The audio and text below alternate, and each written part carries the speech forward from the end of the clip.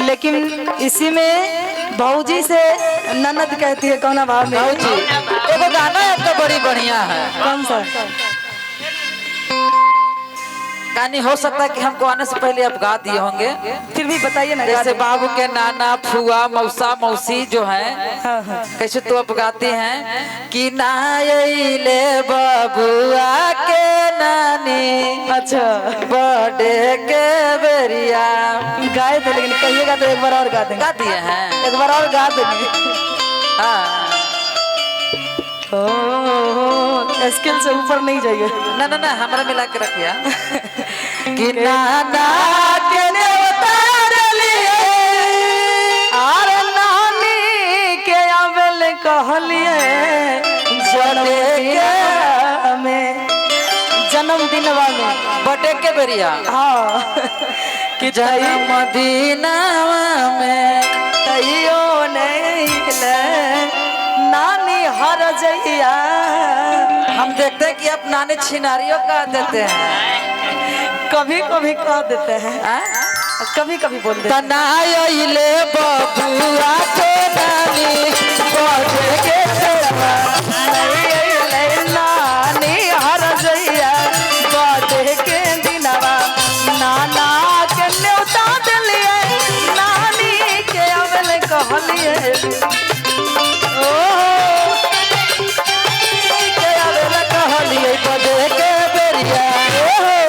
नाना के न्योता दिलिए नानी के अवल कहलिए जन्मदिनवा में तैयो नहीं अइले नानी छिनरिया बर्थडे के दिनवा नहीं अइले बबुआ के नानी बर्थडे के दिनवा। क्या बात है?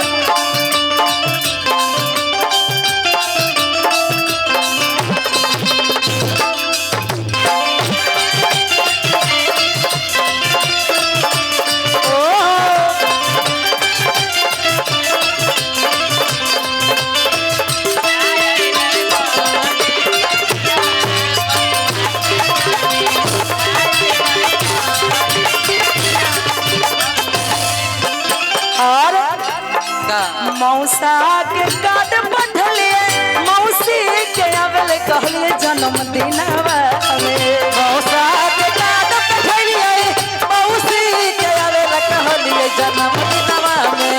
मौसा के कार्ड पठलिए मौसी के अवल कहलिए जन्मदिनवा। भैया बोला भैया, लेकिन ये सब जो हथिन सब बबुआ के कौन कौन हथिन? बाबू के दादी हथिन या का? हाँ दादी। कौन कौन हथिन? दादी जी हैं आगे बैठी हुई हैं। तो दादी जी ऐसे सुना सुना रहा थी जी। आई बिडरवा के चार मैया ने थी तपन सब के निकालते नाना तो बाबू के निकाल देलथे। हाँ का तो निकाले है अब बारी तनायले बबुआ के दादी बड़े के बेरिया नहीं अइले बबुआ के दादी बर्थडे के दिनवा नायलन बबुआ के दादा बड़े के बेरिया नहीं अइले बबुआ के दादा बर्थडे के दिनवा।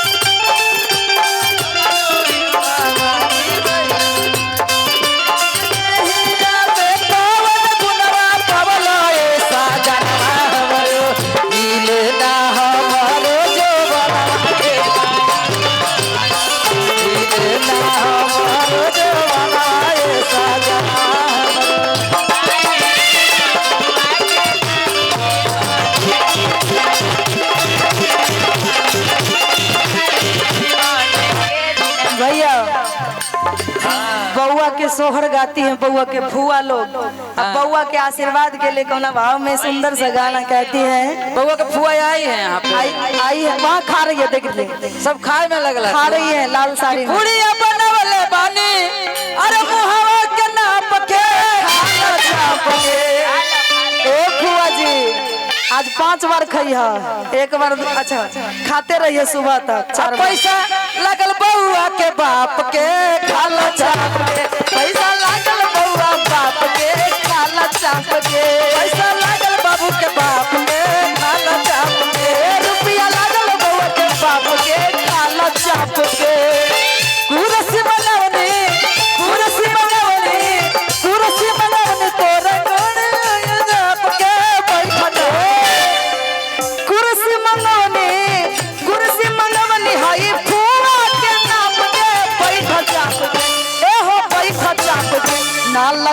बउआ बाप के बैठ चाप के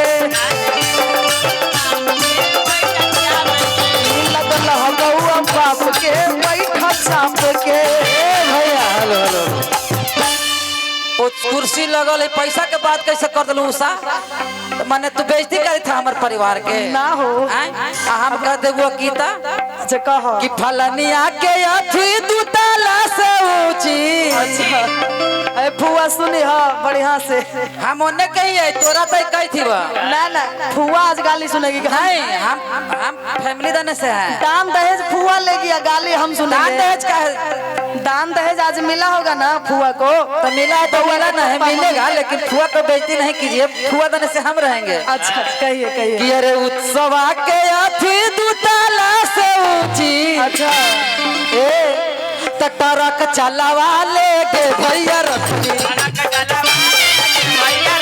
टरक चलावा भैया लेकिन हम कहेंगे बिल्डर जी के लिए अरे बिल्डर के चूतर दुताला से ऊपर एकदम सही हाँ अरे बिल्डर के चूतर दुताला से ऊपर कि जैसे जैसे जी चलवा ले रे वही रखने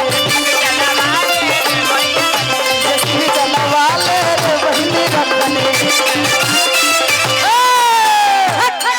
ऐसे हो तो ये लड़का के जैसे भी चलावे के पारी है हाँ क्या बात तू कर देनी गे अब जब बड़ा घर हो जाता है कि अरे उसवा के अथी दुताला से ऊंची बउआ के फुआ सफा सफा बोल देथिन हमर चुतर उतर कर देता था हम कर देबे सफा सफा तो का होता कि अरे उसवा के अथी दुताला से ऊंची त छोट करवा ले गे भैया रखनी छोट करवा ले गे भैया रखनी अरे बिल्डर के चूतर 3 महला से ऊपर बिल्डर के चूतर 2 महला से ऊपर पलेन करवा ले रे बहिनी रखने जैसी भी चलवा ले रे बहिनी रखने जैसी भी चलवा ले रे बहिनी रखने अब बउआ के फुआ के तरफ से बउआ के मम्मी के बउआ फुआ मम्मी के गाड़ी ना दिया एक मिनट ना तो दिक्कत हो तो हम यारे टुकुर टुकुर ताकना बिछावने बमुतना जीवते रहो भौजी तोर दूधा पियना जियते रहो भौजी तोर दूधा पियना अरे टुकुर टुकुर ताकना बिछावने बमुतना जियते रहो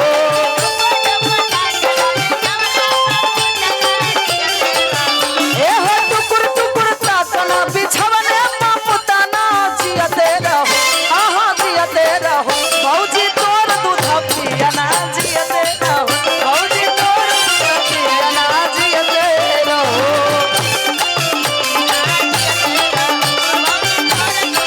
ओ भैया लेकिन उषा जी एक आध गुआव हो जाए शोहर में बिल्कुल बिल्कुल उसके बाद फिर तो हमने के न रहेला है तो उतर चुतर सब हो तो लेकिन एक आध गुआव शोर हो जाए का मुस्कान कहो बहन के मुस्कान तिवारी मुस्कानो लेकिन मुस्कान जो मुस्की मारती है लग रहा है सब का पता नहीं डांस में लगाना कह दीजिए अच्छा बिल्कुल कि रंगीन गुब्बारों से अच्छा मंडप सजाया है ओहो मिश्री माखन का हमने केक मंगाया है इसको चखेगा श्याम तो हम सब बोलेंगे हैप्पी बर्थडे टू यू हम सब बोलेंगे हैप्पी बर्थडे टू यू हम सब बोलेंगे हैप्पी बर्थडे टू यू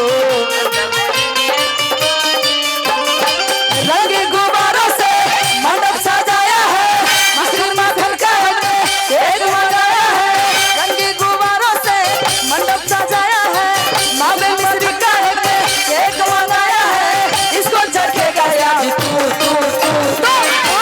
बोलेंगे हैप्पी बर्थडे टू यू हम सब बोलेंगे हैप्पी बर्थडे हम सब बोलेंगे जोड़ा स्टेज पे भेज दीजिए। बउआ के दादाजी रखे हुए हैं, बउआ के दादा के लिए जोरदार ताली।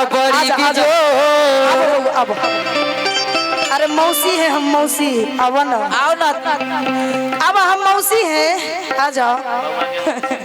क्या बात है, बड़े क्यूट बाबू, बाबू के मौसी की रंगी गुब्बारों से मंडप सजाया है, मिश्री माखन का हमने केक मंगाया है, किसको चखेगा बउआ तू तू तू।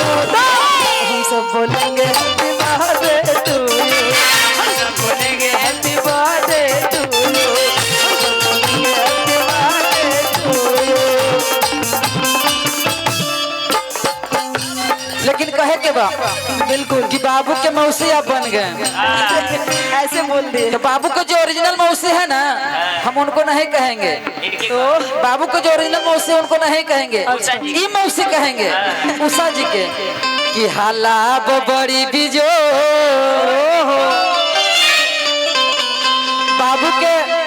बाबू के जो ओरिजिनल मौसी बुरा नहीं मानिएगा, हम उनको नहीं कर रहे हैं, इनको कर रहे हैं, बाबू के मौसी के। अच्छा।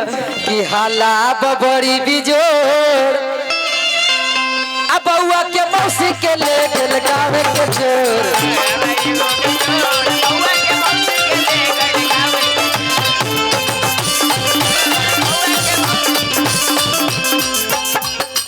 बउआ के मौसी के ले गेल चोर, बउआ के मौसी के ले गेल चोर, बउआ के मौसी के ले गेल चोर,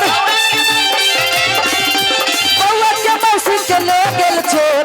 हाला बड़ी बिजोड़ बउआ के मौसी के।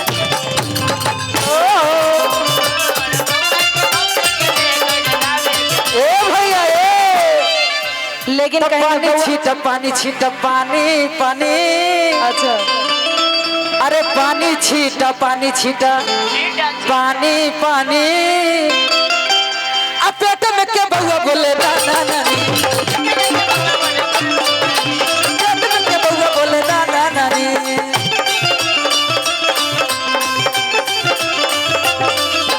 पानी छीटा पानी छीटा पानी पानी। क्या बात है, पानी छीटा पानी पानी। ए भोला भैया तो पेट में क्या बउआ बोले ना ना नानी।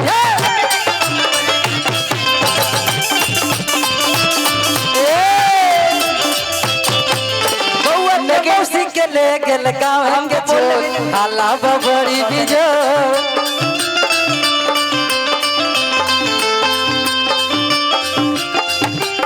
लेकिन हम कहेंगे इनके लिए सुंदर सा लाइन भैया। ओ कि अरे ही तवा रे ही तवा, अरे ही तवा रे ही तवा, कि अगने में बहिन तोहर खेले की तो की तवा, अरे अगने में